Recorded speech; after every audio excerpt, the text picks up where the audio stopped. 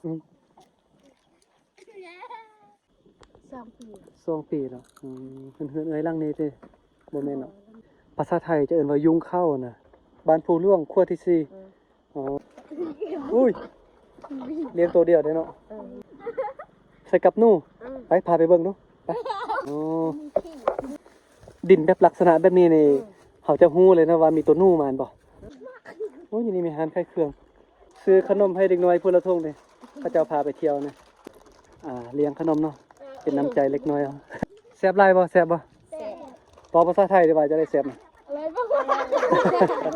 อร่อยมากๆเพราะตอนนี้เบาลังกลับมาฮอดเขื่อนไฟฟ้าเมืองปักแบงแล้วเนาะนี่ก็เป็นเขื่อนไฟฟ้าเมืองปักแบงแขวงดมไสเนาะ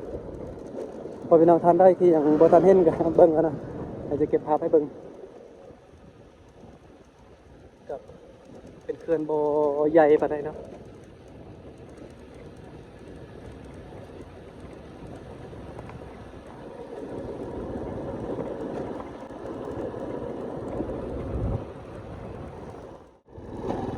โอ้เบิ่งเส้นทางขึ้นบ้านนี่เป็นดอยสันขนาดเลย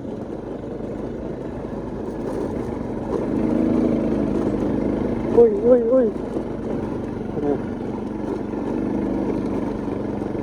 อ้มีบ้านคนหลายหลังนะอยู่นี่เส้นทางนี่ก็สู้ชีวิตขนาด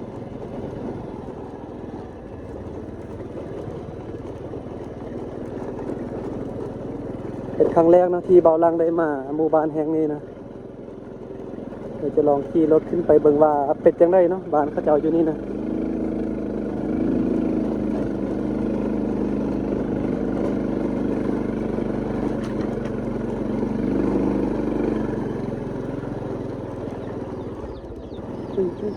กันน้อย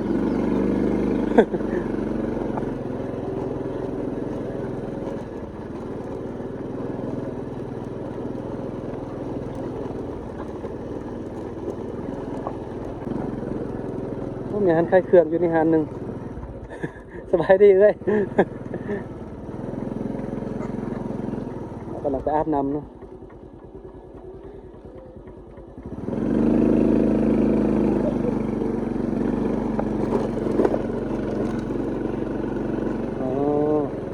สุดบนนี้รถบ่นอทางเนี่ยยังมีทางไปตึมบ่มีแล้วสุดอยู่นี่แล้วเส้นทางมาสุดอยู่นี่เนาะกลัวที่จะขี่รถจักรขึ้นมาจอดบนนี้นี่ เบิ่งเนาะเส้นทางด้านลมมันแบบเป็นดอยสันขึ้นมาเลยเนาะเส้นทางก็จะขึ้นมาสุดอยู่นี่เนาะเบิ่งเฮ้ยให้ไอ้บ่าวหน่อยสบายเลยไอ้บ่าวน้อยสบายดี สวัสดีเนื้อสวัสดีก็มักเบิ่งเรื่องไทยเต้เว้าภาษาไทยเป็นบ่เป็นอ่ะเบิ่งเรื่องไทยนี่ฮู้ติปกติมักเบิ่งเรื่องไทยเนาะแต่เว้าได้บ่ลองเว้าเด้อเว้าได้บ่ ไอ้เว้าน้อยแล้วว่าเว้าฟังเรื่องไทยเบิ่งเรื่องไทยนี่ออกเนาะแต่ว่าให้เว้านี่บ่เป็นเนาะ โอ้นี่ก็เป็นภาพบรรยากาศตอนแรกเนาะแต่ว่าซื้อบ้านนี่เว้าลังยังบ่ฮู้เทื่อเมื่อกี้ลมไม่เท่ากันยังบ่เข้าเรื่องกันเนาะโอ้บรรยากาศนี้บ่ลังได้มาเป็นครั้งแรกเนาะบรรยากาศดีในหมู่บ้านนี้นี่เนาะเบิ่งป้าโธขึ้นมาทางถึงเส้นทางรถก็จะมาสุดอยู่นี่เลยแต่ว่าบ่นี้มีทางไปเติมเนาะสบายสบายดีเส้นทางนี่ยังไปฮอดไสนี่ไปดอยพุ่นน่ะขี่รถไปได้บ่ไปพายางไปนิดนึง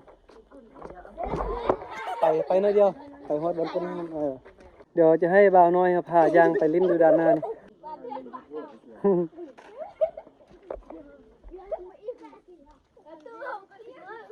อันนี้จะเป็นเหล้าเข้าเนาะภาษาไทยจะเอ่นว่ายุงเข้านะยุงเข้าเนาะภาษาลาวจะเอ่นว่าเหล้าเข้าเขาเจ้าก็จะแต่งแบบเรียนแถวเป็นระเบียบแบบนี้เลยเนาะโอ้บ่นี้คักขนาดเลยบ่นี้นะเบิ่งเนาะเป็นก้อนหินแบบนี้เลยซื้อบ้านแม่งได้ว่าดีๆเด้อซื้อนี่บ้านภูหลวงบ้านภูหลวงข้อที่4บ้านภูหลวงขั้วที่4อันนี้เป็นทางไปให้เป็นส่วนตินี่โอ้เนาะอันนี้เป็นนี่บ่ไกลน้ำเที่ยว มาเบิ่งด้านนี้เนาะอันนี้เป็นเส้นทางไปให้ไปส่วนอยู่ด้านลุ่มมีน้ำบ่ด้านลุ่มมันน่ะมีน้ำอ่ะน้ำใหญ่บ่น้ำพักอ่ะ ไปไกลบ่มีทางลงไปอืมมื้อหน้าคนใครมาเนาะมื้อนี้แรงแล้วมื้อหน้านี่บ่หลังจะให้เล็กน้อยเขาจะพาไปลิ้นลุมมันมื้อนี้บ่หลังมาแรงแล้วนะอุ้ยเลี้ยงตัวเดียวได้เนาะเลี้ยงสบานไปให้ไปส่วนมาแล้วสบายเลย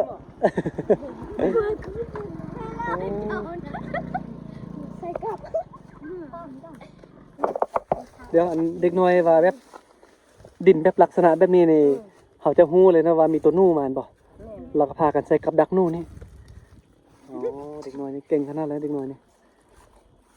เบิ่งดินฮู้เลยบ่เบิ่งน่ะ ไปในบ้านพุ่นแหละสุดบนนี้เนาะบ้านคนเนาะอ๋อพาลงไปเบิ่งบนตักน้ำได้บ่ได้บนตักน้ำมีจักบนอยู่นี่นี่มีบนเดียวเป็นน้ำก๊อกเด้อ๋อเดี๋ยวน้ำยี่ด้วยนะเต้ไปพาไปเบิ่งเลย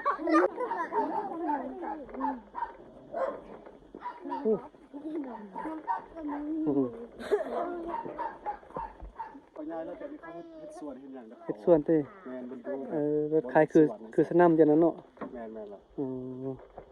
สมพอเบิ่งคือว่าแต่งเฮือนคือว่าน้อยแท้ตัวนึงเพราะว่าบ้านใหม่แล้วเขาจะสูงใส่มงคลที่จริงบ้านใหม่ย้ายไปอยู่บ้านไสมงคลแล้วเนาะส่วนซื้อส่วนเป็นไปให้ไปส่วนมาแต่งสนามอยู่นี่เนาะแม่นๆอ๋อบรรยากาศดีได้อยู่นี่ตามขึ้นขี่รถขึ้นมาเบิ่งนี่ไปตอนนี้เด็กน้อยพาไปเบิ่งบนตักน้ำเดี๋ยวนี้นะเดี๋ยวจะให้บ่าวน้อยพาไปเบิ่งบนตักน้ำนะอยู่ใส่ลุ่มบนไว้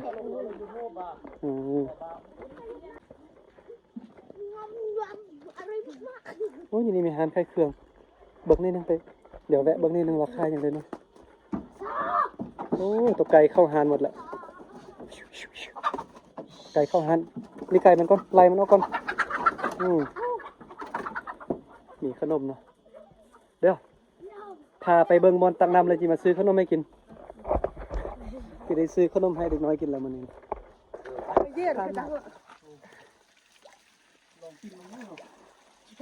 กินจะสลบได้เลยได้เลยเอ็ดนี่เลยดูปั๊มจังเลยได้เป็นเผือกแน่บอลังมาถ่ายรูปถ่ายวิดีโอแบบนี้นี่เขาเจ้าก็จะกันตื่นน้อยนึงเพราะว่าช่วงนี้แบบอันคนมารักเด็กน้อยไล่แหละเป็นตายานนะเขาเจ้ากันระวังตัวนิดนึงเนาะ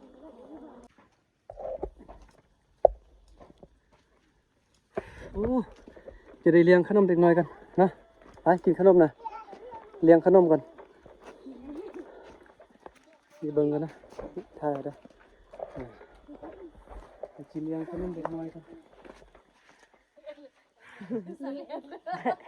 เขาพาไปเลี้ยงขนมคนนึงมือกองมือกองเบาลังนะใส่เข้านะนี่ขนมครบแล้วเนาะนี่ขนมซื้อขนมให้เด็กน้อยพูดละทุ่งเลยเขาจะพาไปเที่ยวนะแล้ววันนี้ก็เลี้ยงขนมเด็กน้อยเนี่ยเขาจะพาไปเลาะถ่ายคลิปตามหมู่บ้านก็เลยว่าเลี้ยงขนมเนาะเป็นน้ำใจเล็กน้อยแซ่บไรบ่แซ่บบ่ตอภาษาไทยดีกว่าจะได้แซ่บอร่อยมากๆอ่ะเด็กน้อยเขาควรขนาดเนาะได้ลายใบเนาะเงินคนได้ลายใบเอาไว้ไปเลี้ยงขนมมื้อหน้ามาเติมเลี้ยงเติมอันนี้ก็มันจะเป็นอันนี้ก็เป็นยุงข้าวเนาะภาษาไทยว่ายุงข้าวภาษาลาวก็จะว่าเป็นอันเราเข้าภาษากะมุว่าจะได้นี่ว่าจะได้จุพลิแปลว่ายุงข้าวเนาะอ๋อ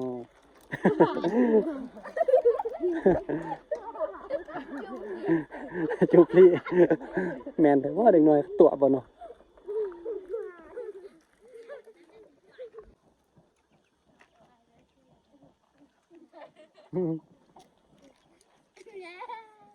สบายดีเอ้ย อันนี้ลูกสายเต้ สาวลาว เป็นลูกสายเนาะจากปีแล้ว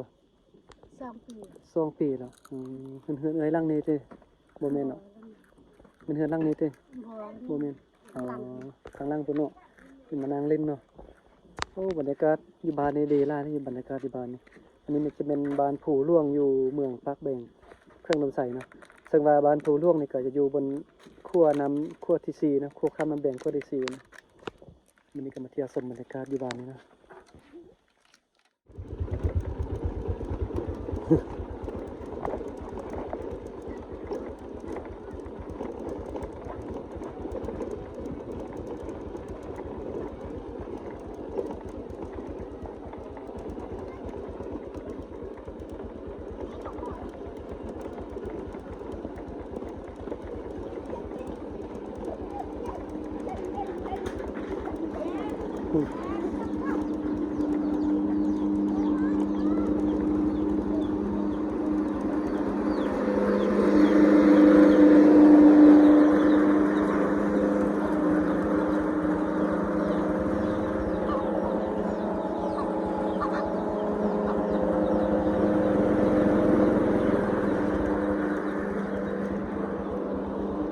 กำลังขี่รถลงจากหมู่บ้านเนาะตอนนี้อุ้ย